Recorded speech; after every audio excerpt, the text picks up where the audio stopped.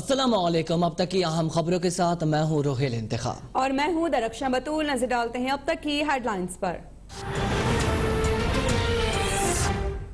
जो broadsheet scandal है, इसके बारे में भी जो कमेटी है वो अपनी इंशाल्लाह अनकरीब 2-4 रोज़ में इसके बारे में हम जो भी इनके इंकशाफात करने हैं हम वो करेंगे।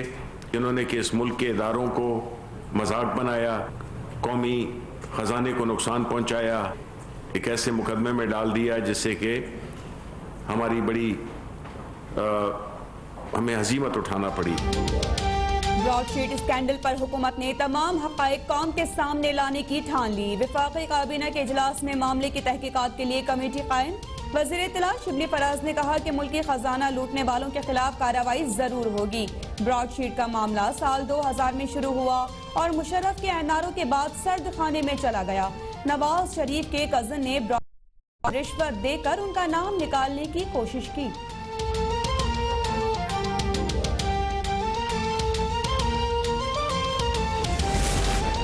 मुशर्रफ की हिमाकत और इमरान खान के इल्जामात की वजह से ब्रॉडशीट स्कैंडल में मुल्क पर 700 करोड़ रुपए का जुर्माना हुआ। अवाम के टैक्स का पैसा सियासी इंतकाम की नजर करने का हिसाब कौन लेगा?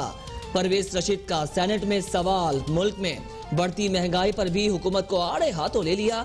वुज़रा से बोले कि मुल्क के जिस शहर में चाहे उसी के बाजारों में अवाम से पूछ लेते हैं कि मौजूदा हुकूमत में अशिया सस्ती हुई है या महंगी।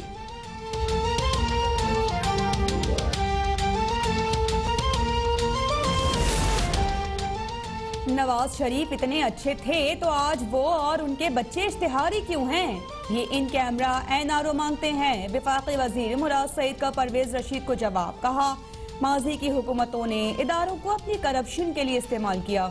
ऐवान सदर में बैठकर फेक अकाउंट से पैसे निकाले जाते रहे। कौम को आज भी याद है, नून लीग ने पीपल्स पार्टी की हुकूमत पर इल्जाम लगाया कि लांचों में पैसा भर के बाहर भेजा जा रहा है।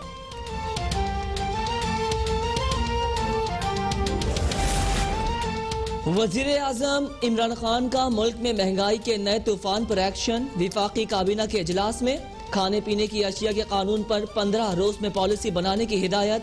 वजीर इत्तला शिबली फराज कहते हैं इस बात को यकीनी बनाया जाए कि सिंध हुकूमत दोबारा गंदम का मसनूई बहरान ना पैदा कर सके। ये भी वाजे कर दिया कि 18वीं तरमीम के खिलाफ नहीं लेकिन नकाइस दूर करना जरूरी है।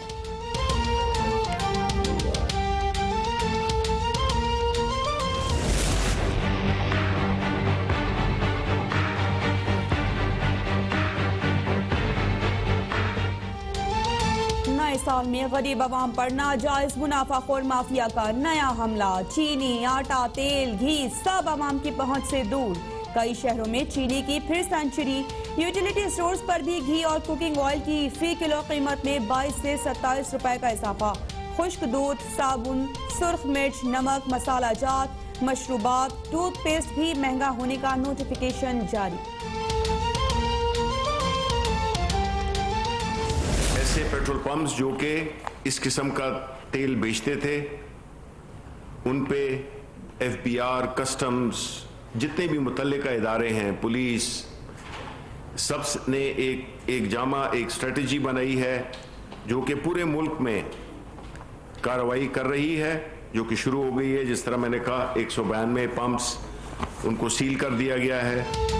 स्मगल शुदा पेट्रोल की मुल्क में फरोख्त के खिलाफ सख्त इकदाम का आगाज। मुल्क भर में 192 गैर कानूनी पेट्रोल पंप सील।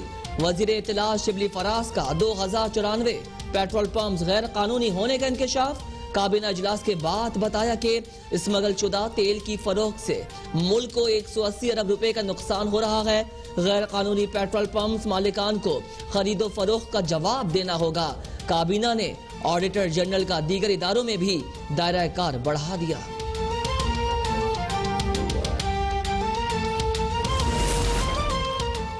हफ्ते को पूरा मुल्क अंधेरे में डूब गया, लेकिन हुकूमत ने पार्लियामेंट में एक बयान तक देना मुनासिब नहीं समझा। बदकिस्मती से ये कहना पड़ता है कि लगता है पार्लियामान मर चुका। पीपल्स पार्टी के रजा रब्बानी सेनेट में हुकूमत पर बरस पड़े। कहा कि बिजली के ब्रेकडाउन से पावर सेक्टर में करप्शन भी पूरी तरह बेनकाब हो चुकी। हुकूमत चंद छोटे मुलाजमीन को बरतरफ करके मामले पर मिट्टी डालने की कोशिश कर रही है।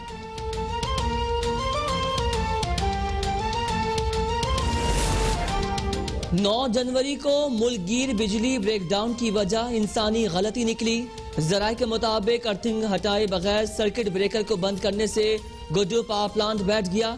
पावर प्लांट के स्विच यार्ड में एक ब्रेकर की मेंटेनेंस जारी थी। दिन को काम करने वाला अमला सर्किट ब्रेकर को बंद किए बगैर चला गया।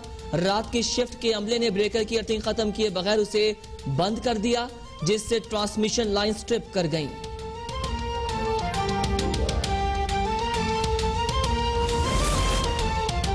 वज़ीर-ए-आज़म का मुआविन खुसूसी बराए तवानाई ताबिश गौहर का इस्तीफा मंजूर करने से इनकार। मुलाकात में ताबिश गौहर को तमाम तहफ़्फ़ुज़ात दूर करने की यकीन दहानी के साथ काम जारी रखने की हिदायत।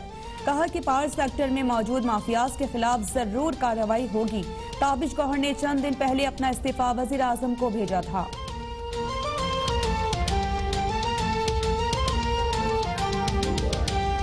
डोमेस्टिक कंज्यूमर्स का जिनके चूल्हे नहीं जल रहे, इंडिजिनस इंडस्ट्री जो सिंध में मौजूद है, दूसरा हक उनका है। जो 450 mm सेफ्टी गैस SNGPL को जारी है वो वायलेशन है कॉन्स्टिट्यूशन की। That 454 mm safety gas should come to Sindh. क्या एक ही जबान पे चीज है, हम क्या करें पिछली हुकूमत, हम क्या करें पिछली हुकूमत। विफाक सिंध के गैस पर डाका डाल रहा है। सबसे ज्यादा गैस पैदा करने वाले सूबे में चूल्हे ठंडे हैं, सनतें बंद हैं। वजीर आला मुराद अली शाह की सिंध असेंबली में खिताब के दौरान विफाकी हुकूमत पर कड़ी तनकीद। कहा वजीर आजम को उनके अपने लोग मिसगाइड कर रहे हैं। हुकूमती इत्तेहादी GDA अगर PTI इत्तेहाद से अलग नहीं होती तो सूबे की आवाम के लिए आवाज तो उठाए।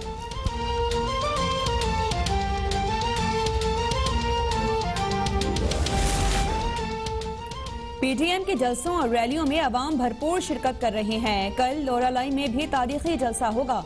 हुकूमत ज्यादा देर तक अवामी ताकत के सामने टिक नहीं सकती। मौलाना फजल रहमान का दावा। कहा हुकूमत के पास चोरी शुदा मैंडेट है। हुकूमत ने दहशतगर्दी खत्म करने का दावा किया, फिर सानह मच कैसे हो गया।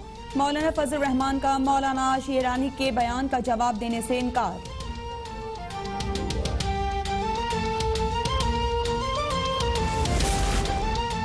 अवाम करप्शन को बचाने के लिए किसी का साथ नहीं देते। वजीर इत्तला शिबली फराज का अपोजिशन को जवाब। फिरदौस आशिक अवान बोली ब्रॉडशीट ने मुस्लिम लीग नून के डाके को एक बार फिर बेनकाब किया। लंदन हाईकोर्ट के फैसले पर ढोल पीटने वाले नून लीगी अब अपना सर पीट रहे हैं। मौलाना फजलुर रहमान और PDM के बयानिए में तजाद दुनिया के सामने आया हो गया।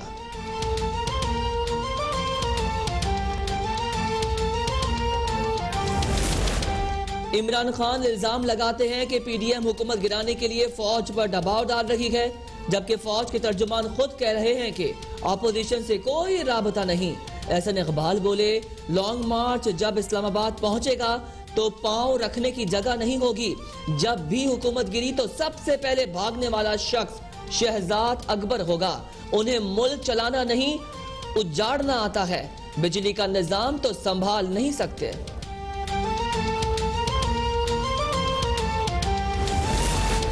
नायब कारी की रहनुमा ख्वाजा साद रफीक के खिलाफ लोकोमोटिव महंगे दामों खरीदने की इंक्वायरी बंद करने का फैसला। DG नैब ने इंक्वायरी बंद करने की सिफारिश चेयरमैन नैब को भिजवा दी। ख्वाजा साद रफीक समेत दीगर पर 4,500 हॉर्स पावर महंगे दामों खरीदने के इल्जाम थे। जिस कंपनी को कॉन्ट्रैक्ट दिया गया उससे मामला तय हुए।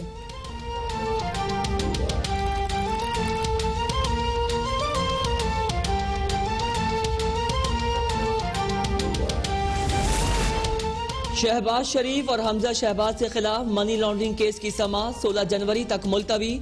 गवाह इमरान मलिक का बयान रिकॉर्ड। अदालत ने कमिश्नर इनलैंड रेवेन्यू से शहबाज शरीफ के टैक्स ऑडिट का रिकॉर्ड मंगवा लिया।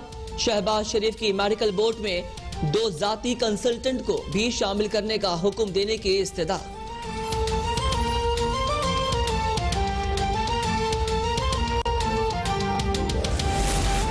LOC पर भारतीय अफवाज की जानिब से सीज फायर की खिलाफ वर्जियां। दफ्तर खारजा में सीनियर भारतीय सफारतकार की तलबी। पाकिस्तान का शदीद एहतजाज।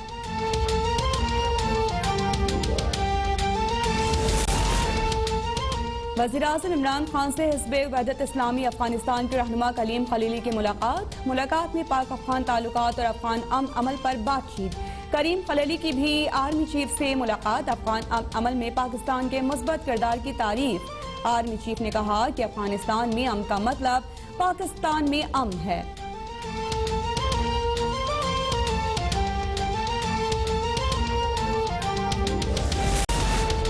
हुकूमत ने कोरोना वैक्सीन की खरीदारी का अमल शुरू कर दिया। इब्तिदाई मरहले में vaccine front line health care workers को लगाई जाएगी।